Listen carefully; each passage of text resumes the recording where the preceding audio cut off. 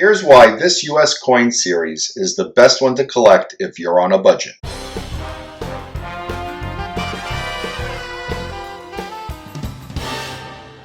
Hi collectors, thanks for watching. I'm the collector of coins, and that's right, as I said in the introduction, we're going to talk about one of the best US type coins to collect if you want to assemble a complete set with an affordable price. And it's 90% silver. That's right, we are talking about the Franklin half dollar, minted from 1948 until 1963. So here we have a complete set of Franklin half dollars that I recently picked up at a coin show. And as you can see, they are all either in about uncirculated or uncirculated condition. This is a really nice set, and there are 53 coins in all to complete the set. Plus, so there are no rare ones and key date ones, right? They minted millions and millions each year, meaning that in order to collect the complete set, you're going to be paying roughly the same price for each coin. And the price is going to be dependent upon the silver price at the time, silver melt, bullion, as well as condition. So obviously, the better the condition, the higher the price.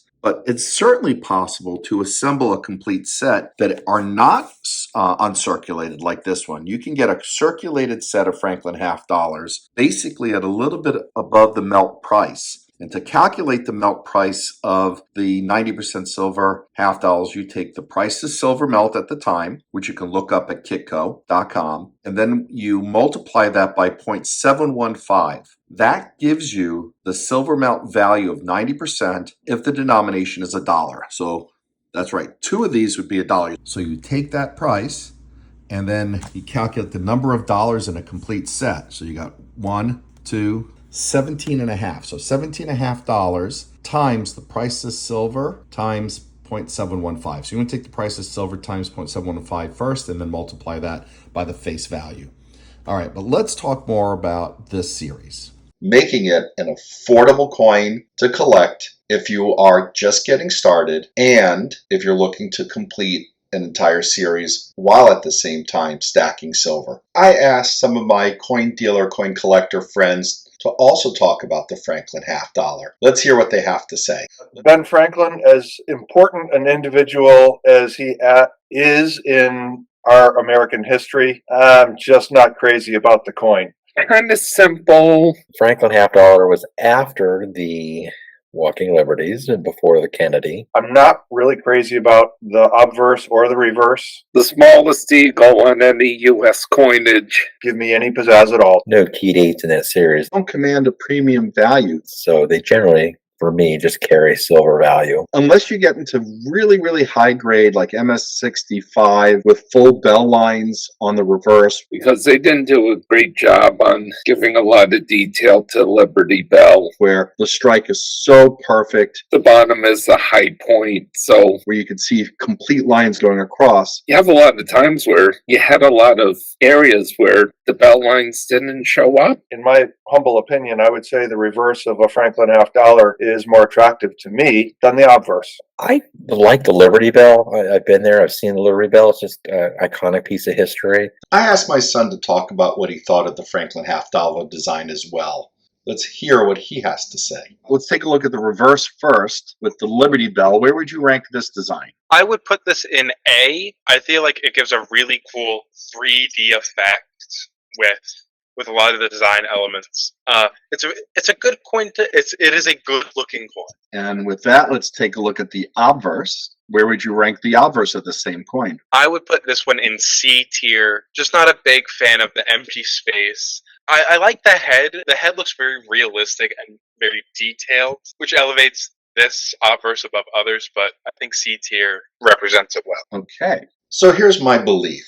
Right, so a lot of us know the Kennedy half dollar. It was only 90% silver in 1964. And the reason why a lot of us coin collectors know it is that we were born in and around the time that Kennedy was either president of the United States or had been assassinated, and it was in circulation. It's something that we came across, and I think that's one of the reasons why the Kennedy half dollar has a lot of appeal. However, the Franklin half dollar is not a coin that's known by a lot of collectors, certainly new collectors. Whereas the Kennedy half dollar is not as known to newer collectors. And so my belief is as the collecting population ages out and we have the next collectors effectively having disposable income, they know Benjamin Franklin, much more so from historical purposes growing up than they did John F. Kennedy. Franklin's talked a lot about in school, particularly when students learn about the American Revolution. Kennedy's not talked as much about in terms of our educational system with history. He's mentioned, but not at the same degree that Benjamin Franklin is. So I believe Franklin's somewhat historic cult status will probably gravitate younger collectors to collect this coin. And as a result, I think now's a really great time to buy it. You can stack it. You can buy plenty of 90% silver Franklin half dollars. They're accessible. You can even go to coin stores or coin shows and look through bags of 90% silver and easily pick out collectible Franklin half dollars to finish a complete set. So this is one of the reasons why I recommend it to young collectors who are just getting started. There is intrinsic value with the silver, there is numismatic value as well, and it is affordable. Fun to collect as well. And there's nothing better than hunting for each date that you need to fill a set. And then of course, if you want to go higher end, you can get uncirculated certified Franklin half dollars.